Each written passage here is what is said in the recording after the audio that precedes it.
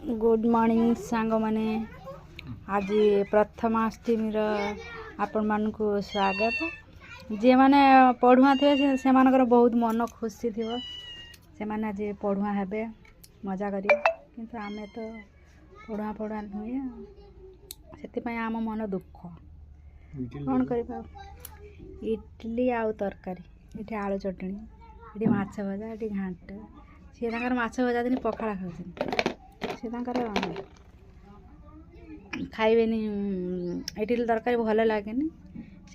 से माछ भजा अच्छे माछ भजा माछ खाई मुंड को रखी अच्छा आ पखाड़ भात मु मोर कि तरकारी पिठा खाऊँ जेहेतु वर्षर गोटे दिन खावाई पड़ो ये किस देख घुंगुर देखुनि से खाली आखि तार जलुची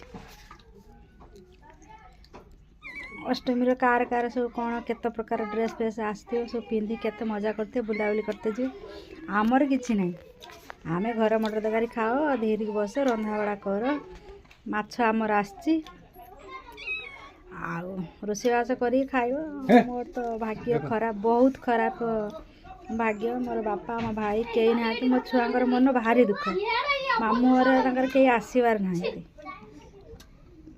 से जहाँ आमको करने पड़े से प्रत्येक अष्टमी आसले सब तो उषावर आसले मन दुख हुए बेसी करी अष्टमी आसले मन दुख हुए कहीं प्रत्येक वर्ष अष्टमी मो भाई मो दीटा छुआ को पढ़ुआ करे से किंतु तो ना से पढ़ुआ होना मो छुआ से छुआ मैंने भी बुझीले सी भी आने जिद करूना आम पढ़ुआ हबार मो छुआ मैंने भी बुझेले सी मैंने भी जिद करना से जानी मामू थी आगुरी ये 3 वर्ष है मामू ना से पढ़ुआ पढ़ा करते आसुना आ क्या कहे माई आ तो किसी कहीहनी से सी भी मन को बुझे कि चिरी रही आम जहाँ दौचे से ही पढ़ुआ हो मन तक बहुत दुख हो कि कहना कि कहते माने अष्टमी किसी दिन आगुरी आसे आगुरी मामू कथा टे मन पकईकि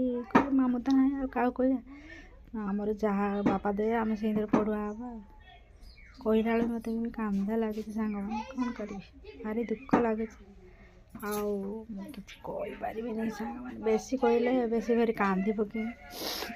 मन मोर बहुत दुख से भगवान एमती कले बापा को भाई की समस्त मो पाखे छड़े मु बर्तमान एका मो छुआ मान मन एत दुख हुए प्रथमाष्टमी आसिले कहले सांग न